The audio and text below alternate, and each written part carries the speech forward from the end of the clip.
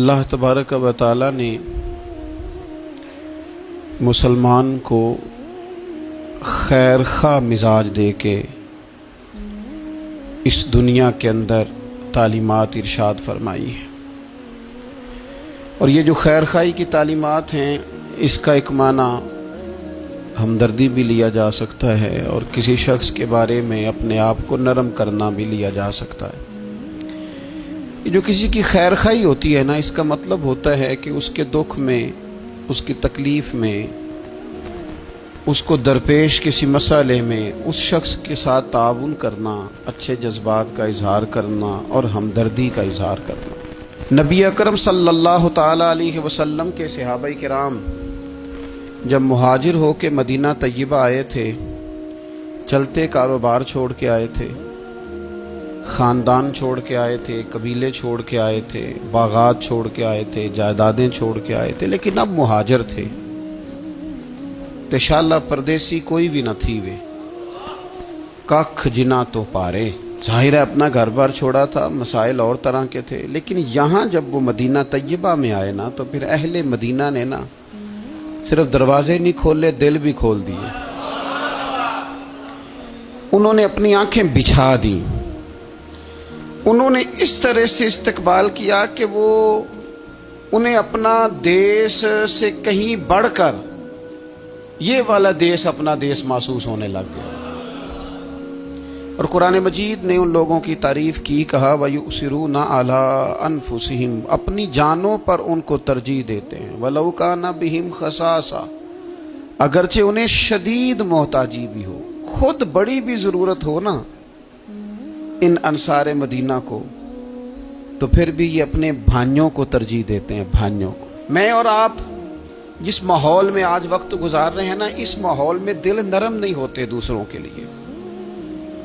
ایک تو کام وہ ہے جو میری پہنچ میں نہیں، میں نہیں کر سکتا، لیکن ایک کام وہ ہے جو میں کر سکتا ہوں، لیکن میں کہتا ہوں میں کیوں سردردی لوں جی فلانے کی، مجھے کیا مصیبت بنی ہوئی ہے میں اپنے تعلقات کو خراب کروں؟ میں کوئی ذاتی کام ہوگا تو میں سفارش کروں گا، میں اس بندے کی خاطر سفارش کروں؟ یہ طبیعتوں کی سختی ہے، یہ مزاج کی گھٹن ہے۔ میں محسوس کرتا ہوں آج کچھ لوگ یہ دعویٰ کرتے ہیں اللہ نے بڑی عزت دی ہے، بڑی بات ہے جی، فلاں دفتر میں گیا تھا تو وہ آدمی مجھے جاننے والا مل گیا تو اس نے فٹافٹ میرا کام کر دیا۔ تو وہ جس بندے نے آپ کا کام کیا ہے نا، اس نے اپنی ذمہ داری نہیں نبھائی، اس نے تعلق نبھایا ہے۔ اگر وہ ذمہ داری نبھاتا تو جس کرسی پہ بیٹھا تھا اس کرسی پہ جو بندہ بھی کام کرانے آتا وہ سب کا کرتا، اس کی ڈیوٹی تھی نا وہ کام کرنا۔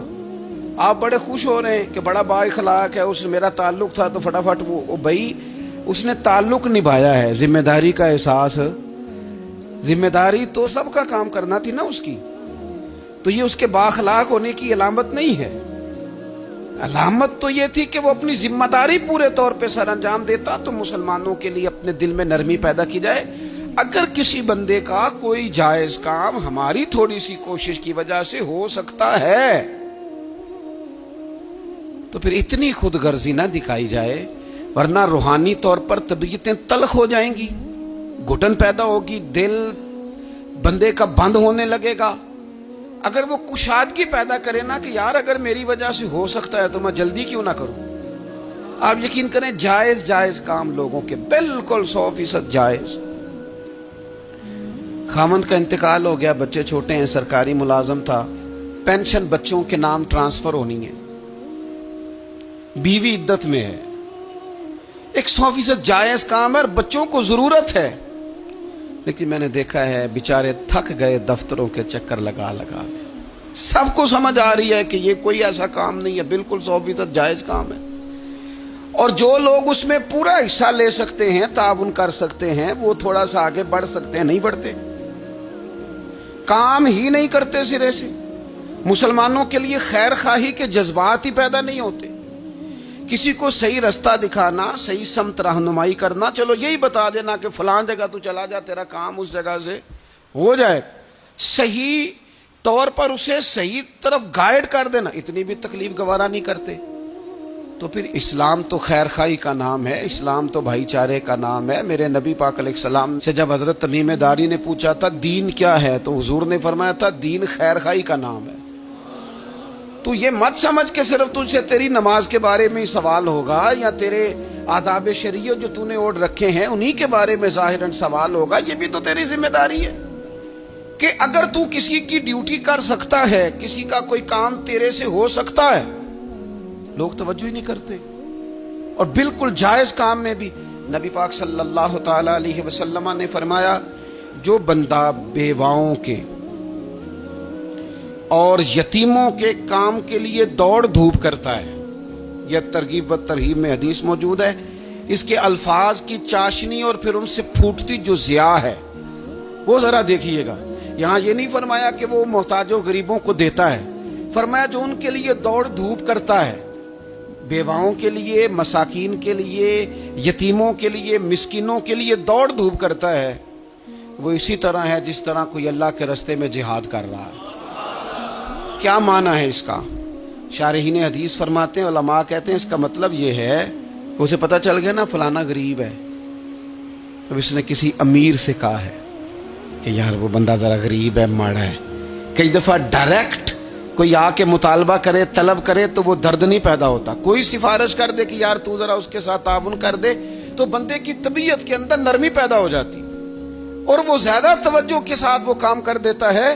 یعنی اگر تو تھوڑی سی ان لوگوں کی سفارش کر دے، کسی کو ان کی طرف مائل کر دے، تو رب تجھے اسی طرح اجر دے گا جس طرح تلوار لے کے میدان میں نکلنے والے مجاہد کو اجر عطا فرماتا۔ تو خیر خائی کرنا، کسی بندے کا کوئی کام، کوئی اس کی تکلیف اگر ہماری وجہ سے دور ہو سکتی ہے، لیکن اسلام نے تیمارداری کا کہا، اسلام نے تعزیت کا کہا، اسلام نے سلام کرنے کا کہا، اسلام نے جنازہ میں شرکت کا کہا، اسلام نے مختلف اوقات میں ہمیں جمع کیا تاکہ ہم ایک دوسرے کے مسائل کو جان سکیں۔ ہمیں باجماعت نماز کو ضروری قرار دیا گیا تاکہ ہم ایک دوسرے کی تکالیف سے آگاہ ہو سکیں۔ ہمیں حج کے موقع پر امت کو جمع کیا گیا تاکہ ملکوں کے ملک ایک دوسرے کے مسائل کو دیکھ سکیں۔ ہمیں مختلف مواقع پر کہا گیا اکٹھے ہو جاؤ، لیکن ہم نے اس کا جو رزلٹ تھا، جو اس کا نتیجہ تھا، جو اس کے فیصلہ کن نتائج تھے، ان پر ہم نے غور ہی نہیں کیا۔ ایک ترتیب سے گئے اور اسی ترتیب سے اپنے معاملات کو سمیٹا اور واپس لوٹ آئے۔ تو کسی بندے کی اگر کوئی ہمدردی کی جا سکتی ہے، جس شخص کا مال ابو جال نے دبا لیا تھا، میرے رسول پاک علیہ السلام خود چل کے ساتھ نہیں گئے تھے، اور وہ شخص کہتا ہے کہ میں نے خود نبی پاک علیہ السلام کا انداز دیکھا کہ حضور کی جھکی ہوئی نظریں اٹھی، غضب سے ان کے خدا بچائے کہ نور باری جلال میں اس کے پیسے دیتا ہے کہ نہیں دیتا، قریب کے پیسے دبا لیے۔ یہ بھی دین ہے، یہ بھی اسلام ہے، یہ بھی حضور سید عالم علیہ السلام کے پڑھائے ہوئے اسباق ہیں۔ اگرچہ یہ تقسیم کار ہے کہ جن کے پاس قوت نافذہ ہے وہ اس کا نفاذ کریں گے، لیکن اگر کسی عام آدمی کے اٹھنے سے بھی کسی کا بھلا ہو سکے تو پھر اسے پیچھے نہیں رہنا چاہیے۔ وہ کسی نے کہا تھا کہ یہی ہے ذوق عبادت کی انتہا ساغر۔ اگر تم ذوق عبادت کا اینڈ تک اس کو دیکھنا چاہو نا، اینڈ تک، تو کہتے ہیں مجھ سے پوچھو کہ وہ اس کی انتہا کیا ہے۔ یہی ہے ذوق عبادت کی انتہا ساغر کہ غم حیات کے ماروں کا احترام کرو، ان لوگوں کا احترام کرو۔ یہ جو لوگ تھک گئے ہیں، تکلیف میں آ گئے ہیں، تم تھوڑی سی نا، ہمارے گھروں میں ہمارے ارد گرد بہت سارے لوگ ہوتے ہیں جن کو ہم ایک دوسرے کے خلاف کرنے میں سونا کردار ادا کرتے ہیں، ودیا، لیکن قریب کرنے میں کردار ادا، آپ یقین کریں 2 جملے کہنے سے 2 دل مل جاتے ہیں، بھائیوں میں پیار آ جاتا ہے، محبتیں فروغ پاتی ہیں، قربتیں ہوتی ہیں۔ لیکن یہ کام مشکل بڑا ہے، ہمیں آتا نہیں۔ ہم وہ والا کام کرتے ہیں جس سے نہ کوئی بڑا اچھا بھلا چل رہا ہوتا ہے سیدھے رستے پہ، لیکن ہم کوئی ایسی بات پھینکتے ہیں کہ جس سے وہ بیچارہ ٹوٹ کے بکھر جاتا ہے۔ تو اگر خیر خائی کی جا سکتی ہے اپنے وسائل میں رہ کر، آپ کسی بندے کے ساتھ کوئی تعاون کر سکتے ہیں۔ حضرت عبداللہ ابن عباس رضی اللہ تعالیٰ عنہ بھی اعتکاف بیٹھے تھے۔ یتیموں کے لیے، مسکینوں کے لیے دوڑ دھوپ کرتا ہے، وہ اسی طرح ہے جس طرح کوئی اللہ کے راستے میں جہاد کر رہا ہے۔ کیا معنی ہے اس کا؟ شارحین حدیث فرماتے ہیں، علماء کہتے ہیں اس کا مطلب یہ ہے کہ اسے پتہ چل گیا نا فلانا غریب ہے، تو اس نے کسی امیر سے کہا ہے کہ یار وہ بندہ ذرا غریب ہے، ماڑا ہے۔ کئی دفعہ ڈائریکٹ کوئی آ کے مطالبہ کرے، طلب کرے تو وہ درد نہیں پیدا ہوتا۔ کوئی سفارش کر دے کہ یار تو ذرا اس کے ساتھ تعاون کر دے، تو بندے کی طبیعت کے اندر نرمی پیدا ہو جاتی اور وہ زیادہ توجہ کے ساتھ وہ کام کر دیتا ہے۔ یعنی اگر تو تھوڑی سی ان لوگوں کی سفارش کر دے، کسی کو ان کی طرف مائل کر دے، تو رب تجھے اسی طرح اجر دے گا جس طرح تلوار لے کے میدان میں نکلنے والے مجاہد کو اجر عطا فرماتا۔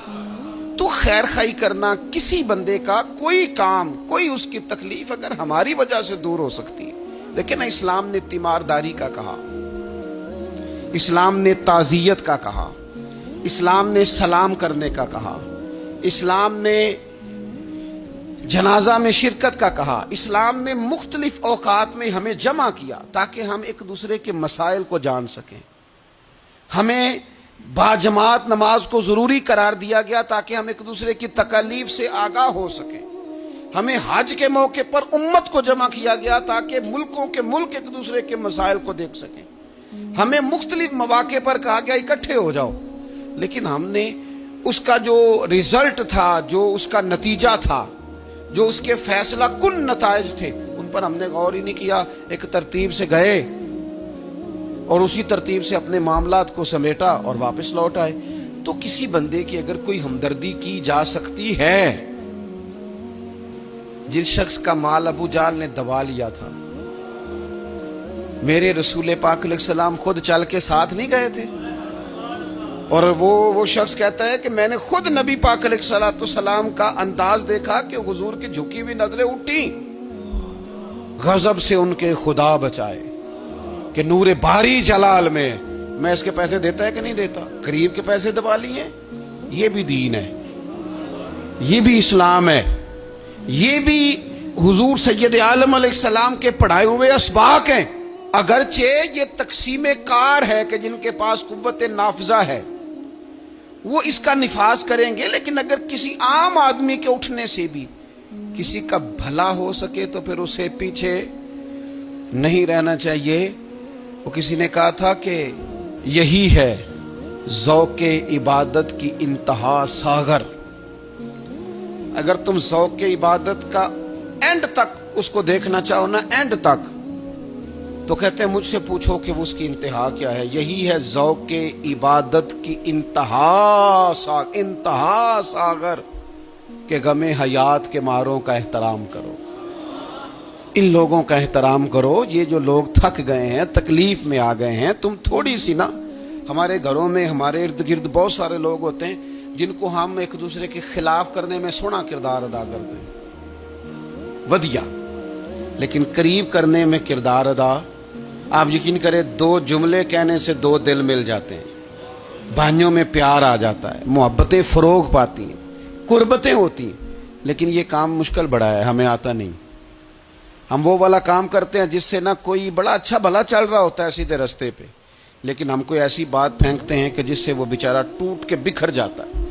تو اگر خیر خائی کی جا سکتی ہے اپنے وسائل میں رہ کر، آپ کسی بندے کے ساتھ کوئی تعاون کر سکتے ہیں۔ حضرت عبداللہ ابن عباس رضی اللہ تعالیٰ عنہ بھی اعتکاف بیٹھے تھے۔ ایک شخص مسجد میں آ گیا اور کونے میں نہ پریشان ہو کے بیٹھ گیا۔ پتہ تو ہمیں چل جاتا ہے نا کہ آج کل کون کس ٹینشن میں ہے، جو ہمارے قریبی ہوتے ہیں ہمیں خبر تو ہو جاتی ہے۔ تو اس بندے کا بیٹھنا، اس کے تیور، اس کا لہجہ دیکھ کے سیدنا عبداللہ ابن عباس رضی اللہ تعالیٰ عنہ سمجھ گئے کہ کسی وجہ سے شدید ذہنی دباؤ کا شکار ہے۔ اٹھ کے قریب گئے، میاں کیا بات ہے، پریشان ہو؟ وہ تو تڑپ گیا، بے اختیار ہی آنسو بہہ گئے، کہنے لگا مقروض ہوں اور قرض کے بوجھ نے گردن جھکا کے رکھ دی، سخت اذیت میں ہوں، اور جس کے پیسے دینے ہیں وہ سختی کرتا ہے، میرا وعدہ پھر قریب آ گیا ہے لیکن میرے پاس کوئی ایسی صورت نہیں کہ میں اپنا قرض ادا کر سکوں۔ حضرت عبداللہ ابن عباس فرمانے لگے میں سفارش کروں تو کوئی فرق پڑے گا؟ میں تیرے ساتھ چلوں تو وہ کوئی نرم پڑے گا؟ اس نے کہا جی بالکل پڑے گا۔ حضرت عبداللہ ابن عباس رضی اللہ تعالیٰ عنہ، میں نے شروع میں بتایا آپ کو اعتکاف بیٹھے ہوئے تھے، حضرت عبداللہ ابن عباس اٹھے، مسجد نبوی شریف سے باہر پیر رکھا، جوتے پہننے لگے تو ایک شخص نے کہا حضور آپ تو اعتکاف میں کدھر جا رہے ہیں؟ حضرت عبداللہ ابن عباس فرمانے لگے مجھے یاد ہے میں اعتکاف میں ہوں۔ اور پھر حضور کی قبر انور کی طرف اپنا چہرہ پھیر کے کہنے لگے زیادہ دیر نہیں ہوئی، اللہ تعالیٰ کی عزت کی قسم زیادہ دیر نہیں ہوئی، میں نے اس مزار میں لیٹے ہوئے محبوب سے سنا ہے کہ جو اپنے کسی بھائی کی مشکل میں اس کی ایک مشکل دور کر دے گا، اللہ 10 اعتکاف سے زیادہ ثواب عطا فرمائے۔